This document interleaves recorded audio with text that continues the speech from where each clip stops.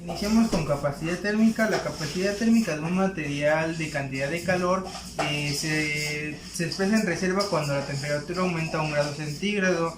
Se expresa en WH sobre metro cúbico en grados Celsius y se obtiene un producto de masa por cantidad de calor específico. ¿A qué se refiere esto? A más masa, más cantidad de calor específico que sale de un material. En el Sistema Internacional de Unidades, el calor específico se expresa en julios por kilogramo y Kelvin. Además de esto se expresa en calorías por gramo y grado centígrado. Tengo un ejemplo de unas tablas que nos muestra ejemplos de capacidad térmica y un cuadro conceptual sobre la capacidad térmica. Además tengo otra tabla en la cual nos muestra ejemplos sobre metales en capacidad térmica. Seguimos con calor específico. El calor específico es una magnitud física que se define como cantidad de calor que hay que suministrar de una masa a una masa. Esto puede ser en un sistema termodinámico. Además de esto, según el Sistema Internacional de Unidades, se tiene que medir por julios, kilogramos y grados Kelvin. Además, también se puede en vez de calorías por gramo y por grados Celsius. Yo tengo un ejemplo sobre el calor específico. Supongamos que estamos cocinando algo en la cocina. Tenemos la estufa y un sartén. Estamos cocinando algo en el sartén. Tenemos por menear las cosas, ya sea por una cuchara de metal o una cuchara de madera. Que pues, si la dejamos en el sartén caliente, pues obviamente la cuchara se le aumenta la temperatura y también se le calienta. A comparación de estas dos, es que la de madera necesita un calor más fuerte, una temperatura más alta para poder calentarse, a comparación de la de metal, que con más facilidad se calienta más. Esto es un ejemplo de calor específico. Además tengo que es la cantidad de calor necesaria para elevar la temperatura de una unidad de masa en una sustancia de grado. Esto es pues, lo que les acabo de mencionar en el ejemplo, pero pues en palabras teóricas. Seguimos con el siguiente.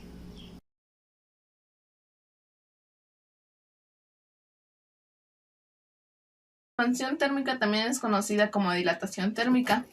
Es el aumento de la longitud, el volumen o alguna otra dimensión métrica que sufre un cuerpo debido al aumento de temperatura. Esto genera que los átomos se separen y lo cual provoca el aumento de su volumen. Existen tres tipos de expansión térmica. La primera es la lineal y aquí se ve su fórmula. Esta es el cambio de una dimensión de un sólido. Es aquella en el cual predomina la variación de una dimensión, o sea, el ancho, el largo o la altura del cuerpo. La segunda es la expansión superficial. Es aquella en la cual predomina la variación en dos dimensiones, la variación del área del cuerpo debido a la interacción del cambio de temperatura. Por último tenemos la expansión volumétrica y aquí está su fórmula. Esta se presenta en cuerpos de tres dimensiones, en lo cual son el largo, el ancho y la altura. Esta se caracteriza por la variación del volumen del cuerpo debido al incremento de la temperatura. Y bueno, pues eso sería todo de la expansión térmica.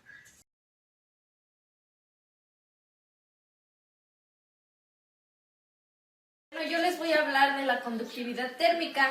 La conductividad térmica describe el transporte de energía en forma de calor a través de un cuerpo con masa como resultado de un gradiente de temperatura. Bueno, de acuerdo a la segunda ley termodinámica, el calor siempre fluye en dirección de la temperatura más baja. Las partículas que forman un objeto, como las moléculas con alta energía térmica, se mueven más rápido que las de un objeto con energía térmica más baja.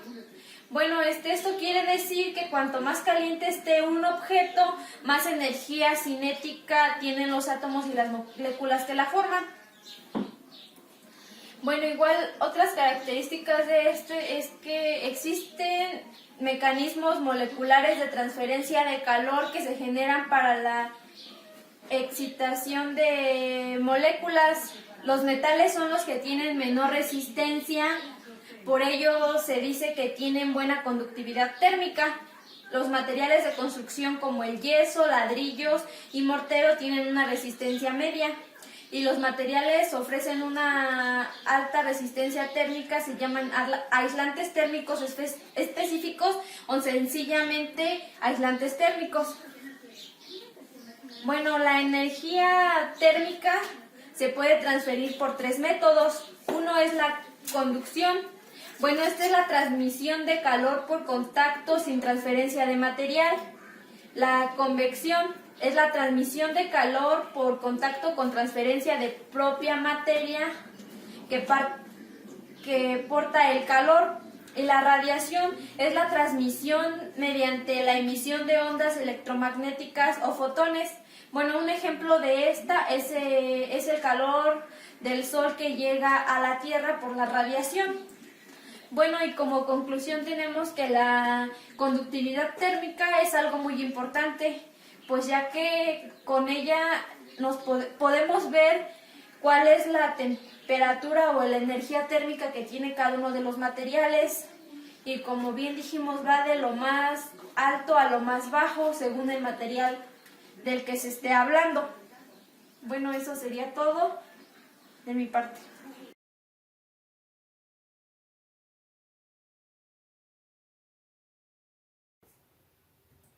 ¿Qué es el choque térmico? El choque térmico es el nombre dado a las grietas que son causa o consecuencia de los cambios bruscos de temperatura. Sucede cuando un material sólido se quiebra al someterse a un aumento o a un descenso de temperatura. Existen combinaciones para la creación del choque térmico. En este caso son las restricciones a la dilatación o contractación.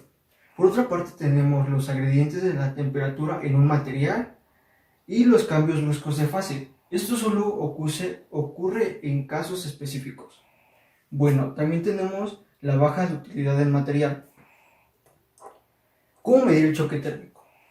Uno de los métodos más conocidos es la determinación del máximo salto de la temperatura, que puede soportar una pieza sin fracturarse al ser sumergida en agua a temperatura ambiente.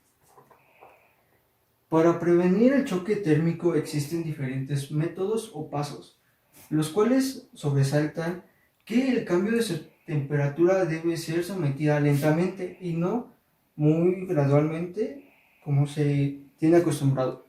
También el aumento de la conductividad térmica en un material. De igual manera nos sirve que se aumente su fuerza y disminuya su módulo de Young. Como conclusión, es importante saber cuáles son las consecuencias que trae consigo el choque térmico y así poder emplearlo en la vida cotidiana y en la vida experimental. Sería todo de mi parte.